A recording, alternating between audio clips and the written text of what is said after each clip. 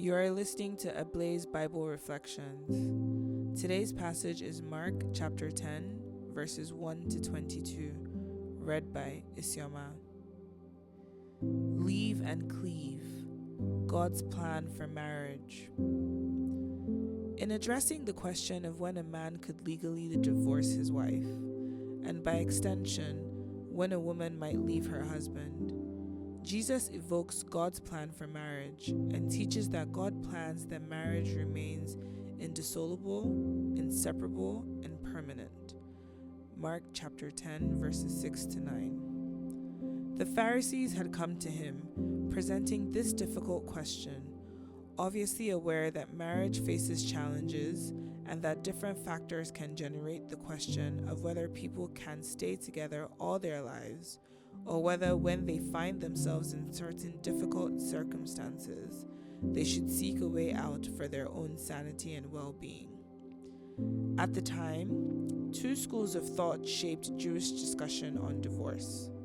The school of Shammai held a strict position, allowing divorce only in cases of grave moral failure, often described as impurity or unchastity, though the exact meaning of these terms were never clearly defined. The second school adopted a far more permissive stance, allowing a man to divorce his wife for almost any reason, even trivial dissatisfaction. A man could divorce his wife at will whenever he no longer felt pleased with her.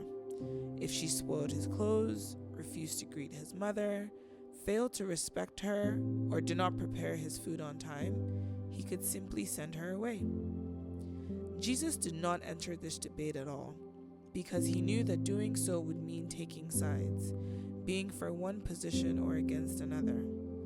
Instead, he took them back to God's plan and said, in effect, that this is where one must begin. The only reason Moses even considered allowing divorce was because they pressed him so much that he gave them a small concession. Even then, it was given under restrictive conditions, as you see in Deuteronomy 24, verse 1, and Mark 10, verses 4 to 5. Jesus insists that at the heart of God's plan is the call to enduring union. Marriage requires leaving and cleaving. Genesis chapter 2, verse 24, and Mark chapter 10, verse 7. This leaving is not merely physical or geographical, but emotional, mental, and spiritual. It does not mean rejecting one's family, but rather detaching from prior attachments that hinder full commitment. Many people enter marriage still bound to their past, their families, or old patterns of dependence. Without detachment, true union cannot occur. This leaving is not a single act, but a continual process. It involves constant self-denial and ongoing surrender so that cleaving may take place. Cleaving implies grafting, a joining that requires the removal of what prevents union. As in grafting or welding two materials together, certain elements must be taken away before a strong bond can be formed. God is the one who does the joining. Yes, two people may choose each other, give consent, and find one another, but it is God who binds them together. For any marriage to survive, God must be at the center. That is what Jesus is saying when he declares that what God has joined must not be separated, in Mark 10, verse 9, and Matthew 19, verse 6. This means that God must continually be allowed to join and sustain the union. There are many reasons people give for divorcing, including what is often called irreconcilable differences. A marriage can fail even when people leave and cleave for reasons such as money, beauty, power, position, or benefit. But when God is the one who is joining them, it cannot fail. Jesus invites us to look again, to reconsider, and to recognize that no marriage survives without God at its center. This same principle of detachment appears in the story of the rich young man who was possessed by his possessions in Mark chapter 10, verses 17 to 22.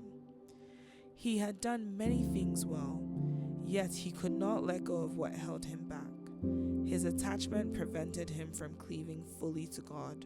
Relationship with God, like marriage, is a covenant for better or worse, in sickness and in health, in riches and in poverty. It requires leaving and cleaving, Deuteronomy 6 verse 5 and Luke 9 verse 23.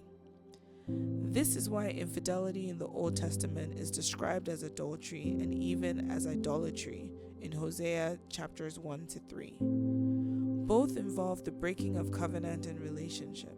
Marriage, discipleship, and our relationship with God are closely united. Today, we are invited to rediscover the meaning and place of marriage.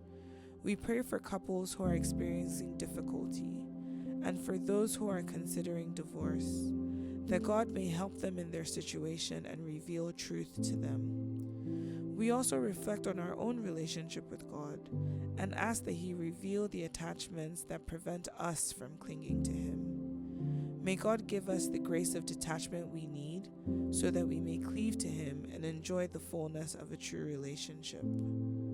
God bless you. Stay close to the Word, the Ablaze team.